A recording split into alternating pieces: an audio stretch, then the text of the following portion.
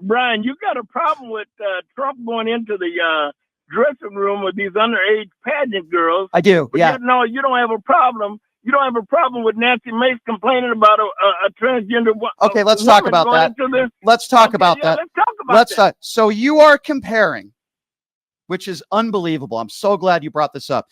Herb is comparing a guy without permission going into a dressing room with girls naked that are underage to a transgender woman going into a stall and going number one or number two. Herb, are you not, Herb, even David's laughing at this. I'm laughing because you said number one or number two.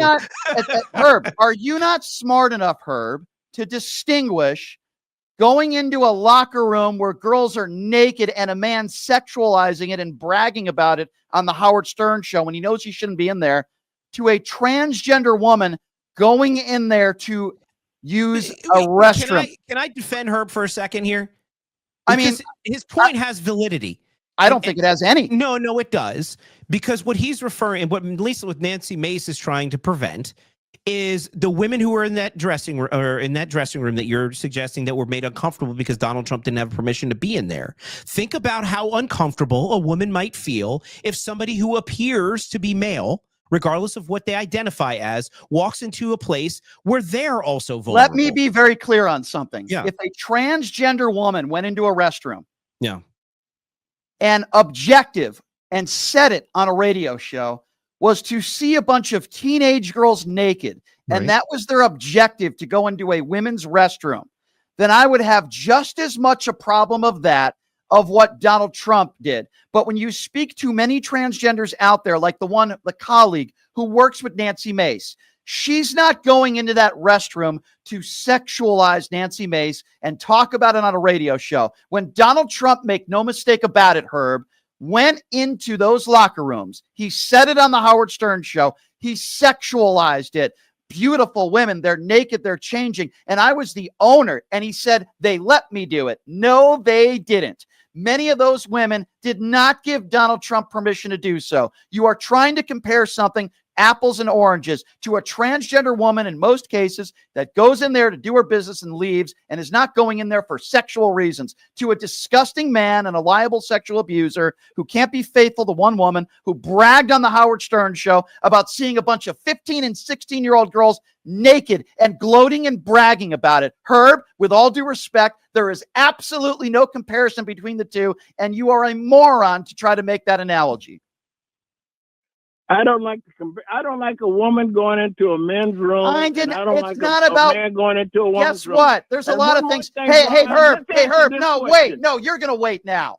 I don't like Donald Trump winning the election. But guess what? Sometimes in life, we deal with things that we don't like. If it bothers you that much that a transgender man would go into a men's restroom, and by the way, has that ever even happened to you in your life? Have you been affected by trans people going into restrooms, Herb? Have you ever looked around in a bathroom? Oh, I think that's a transgender man.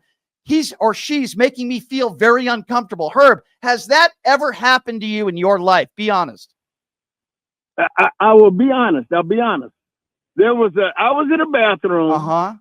And a woman who wanted to be a man came into the men's bathroom. Now, it didn't bother me. I wasn't afraid. It didn't bother you. I sure didn't like it. Okay. I sure didn't like it. And why didn't you just use the restroom? It's not a matter of an adult. It's a matter of kids. I know a situation where a young kid went into a men's bathroom. He was about 13 years old, and he saw transgender in there. And it was very upsetting to him. He didn't know how to explain it. He didn't. Was that your kid, or is that your kid, or was that your friend? Not my child. It was not my child. So you guys had so you guys had a conversation after he left the restroom, and you know exactly how he felt. Is that what you're saying? You've already admitted that it hasn't affected you and it doesn't bother you. Yet you call into a radio station and try to compare Donald Trump going into a restroom, Donald Trump going into a pageant locker room with teenage girls and sexualizing it, to randomly somebody going into a restroom to do their thing and leave. Herb, with all due respect, there is absolutely no comparison between the two. It's a horrible analogy you made. Guess what? I don't like Donald Trump being elected. I don't like the people that he has put in his administration. I don't like a lot of people that support Donald Trump, but I live with it. In life, sometimes we do things that guess what? I don't like extreme religious people, but if they want to be religious and believe in the tooth fairy, they have the right to do so. Okay. Sometimes in life, we shouldn't go after an entire group of people because we might not like or understand something. Herb, does that not make sense to you, Herb? Am I not making sense? Yeah, it makes sense, Brian, but let me explain my point. My point is this.